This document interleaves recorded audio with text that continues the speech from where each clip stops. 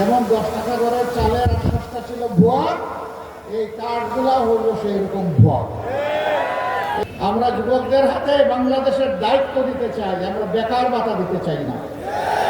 যে 59 জন ভয়াবহ ঋণ খেলাপি, ঋণ ব্যাংক ডাকাত, এদেরকে আপনারা মনোনয়ন দিলেন কেন? 71 দেখেছি আর 24 আমরা পেয়েছি।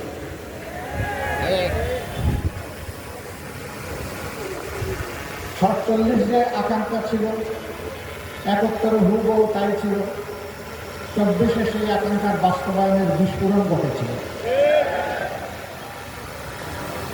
47 পরে 23 বছর জাতির আকাঙ্ক্ষা পূরণ হয়নি, 71 পরে 52 বছর সেই আকাঙ্ক্ষা পূরণ হয়নি,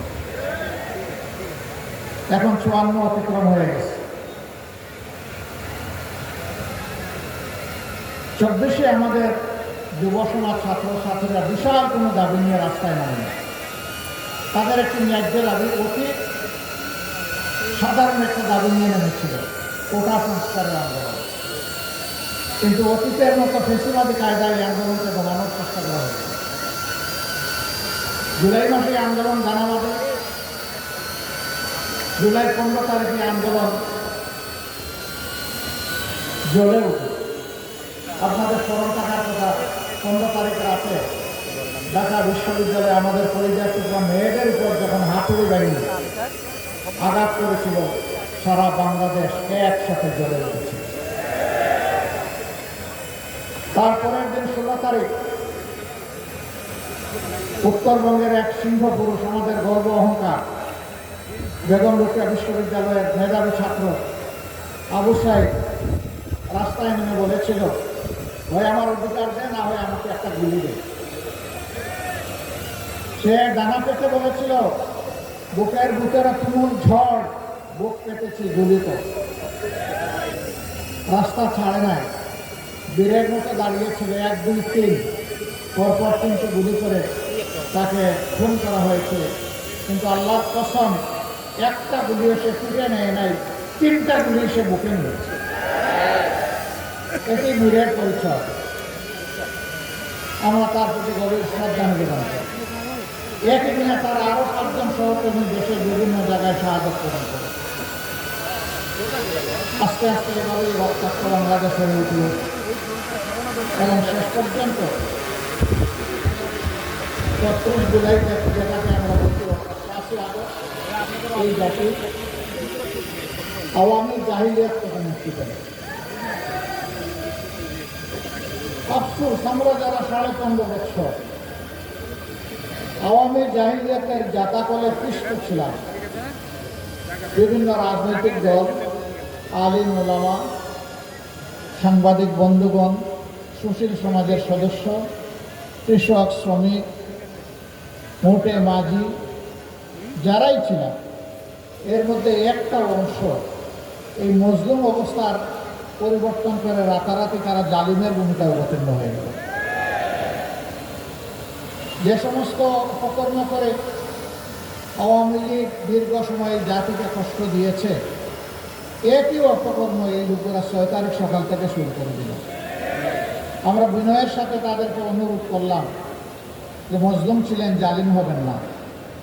মজলুমের কষ্ট তো বুঝার কথা, এখন মানুষকে কষ্ট দিচ্ছেন কেন? কিন্তু না, আমরা লক্ষ্য করলাম বেপরোয়া গতিতে চাঁদাবাজি, দখলবাজি, মামলাবাজি শুরু হয়ে গেল। এখনো অনেকে বলেন, বড় বড় ব্যবসায়ীরা বলেন, আমরা যাব কোথায়? আমাদেরকে জিম্মি করে আমাদের বিরুদ্ধে মার্ডার মামলা দিয়ে এখন আমাদের কাছ থেকে কোটি কোটি নয়, শত শত কোটি টাকা দাবি করা হচ্ছে। কারা দাবি করছে জানেন? এই 15.5 বছর যারা বাংলাদেশের মাটিতে ছিলেন না, পালিয়ে গিয়ে অন্য কোনো জায়গায় নিরাপদ আশ্রয় গ্রহণ করেছিলেন, ফিরে এসে তারাই সেই মামলা বাণিজ্য করছে।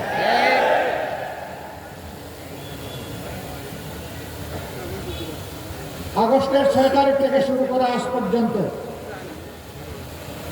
2026 সালের আজকে ফেব্রুয়ারি মাসের 8 তারিখ এই পর্যন্ত এই অপকর্ম যারা শুরু করেছিল তারা এই অপকর্ম বন্ধ করে নাই। তাদের জ্বালায় অতিষ্ঠ সাধারণ মানুষ, ব্যবসায়ী, এমনকি ফুটপাতে যে ভিক্ষুক লোকটা ভিক্ষা করে তার ওদের কাছ থেকে চাঁদা নেয়। আমরা কি আমাদের সন্তানদেরকে বুকে নিয়ে জুলাই মাসে এই জন্য লড়াই করেছিলাম যে এখানে পুরাতন চাঁদাবাজের বদলে নূতন চাঁদাবাজের জন্ম হবে, মামলাবাজের জন্ম হবে, ভূমি দখলবাজের জন্ম হবে, ভূমি দস্যুদের জন্ম হবে।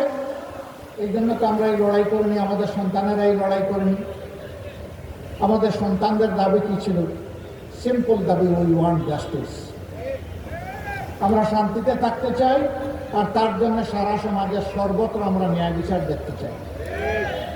এটাই তারা বলেছিল। এখন ন্যায় বিচার এটা নির্বাসন।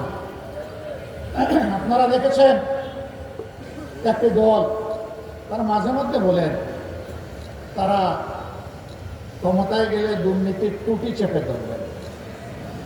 ভালো কথা। Charity always starts from home. ভালো কাজ নিজের ঘর থেকে শুরু করা লাগবে। তাইলে যে 59 জন ভয়াবহ ঋণ খেলাপি, ঋণ ব্যাংক ডাকাত, এদেরকে আপনারা মনোনয়ন দিলেন কেন? এদেরকে বগলের নিচে আশ্রয় দিয়ে এমপিটা নিয়ে আপনারা করবেন দুর্নীতি দমন। এগুলা শুনলে পেঁচাইও হাসবে। জনগণ এগুলা বলছে। প্রিয় সম্মানিত ঢাকা 11বাসী,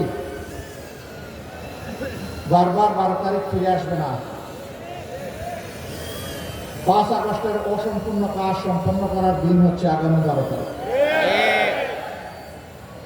5 আগস্ট যে আকাঙ্ক্ষা নিয়ে রক্ত দিয়েছিল আমাদের সন্তানেরা, ভাইয়েরা, বোনেরা, শিশু বৃদ্ধ আবার বনিতা, ওই রক্তের ঋণ পরিশোধ করার দিন হলো 12 তারিখ। এই রক্তের সাথে যারা বেইমানি করবে, ইতিহাস তাদেরকে ক্ষমা করবে না। সারা বাংলাদেশ এখন জেগে উঠেছে। তরুণ যুবকেরা তাদের দৃষ্টিভঙ্গি জানিয়ে দিয়েছে। তারা বলে দিয়েছে আমরা পুরোনো বন্দোবস্তে আর নাই, বস্তাপোতা রাজনীতি আর ফিরিয়ে আনতে চাই না। নতুন বাংলাদেশ আমরা দেখতে চাই। বাংলাদেশের নতুন রাজনীতির উত্থান চাই। ইতিমধ্যে এই রায় যুব সমাজ দিয়ে দিয়েছে।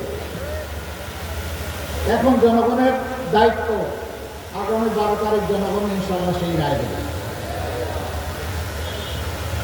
জনগণ দুর্নীতিকে লাল কার্ড দেখাবে, জনগণ চাঁদাবাজদেরকে লাল কার্ড দেখাবে, জনগণ মামলাবাজদেরকে লাল কার্ড দেখাবে, জনগণ দখলদারদেরকে লাল কার্ড দেখাবে, জনগণ আধিপত্যবাদের গুলামদেরকে লাল কার্ড দেখাবে।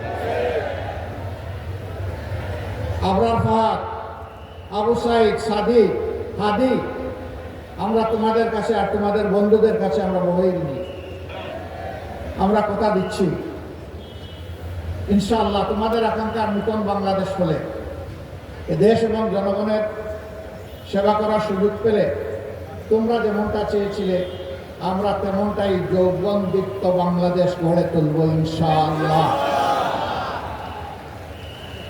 এই বাংলাদেশ যুবকদের হাতে আমরা তুলে দিতে চাই। আমরা যুবকদের হাতে বাংলাদেশের দায়িত্ব দিতে চাই। আমরা বেকার ভাতা দিতে চাই না।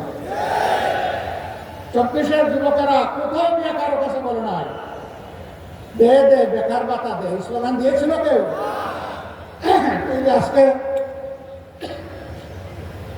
আজকে বেকার ভাতার কথা উঠে গেল।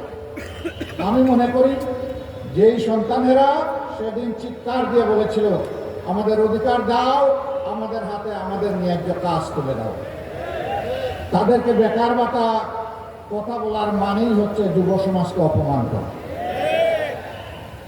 যুব সমাজ আপনারা সেই অপমান সহ্য করতে রাজি আছে? আপনারা বেকার ভাতা চান না কাজ চান? কাজ চান? আচ্ছা, যারা চান তারা একটু হাত তুলে।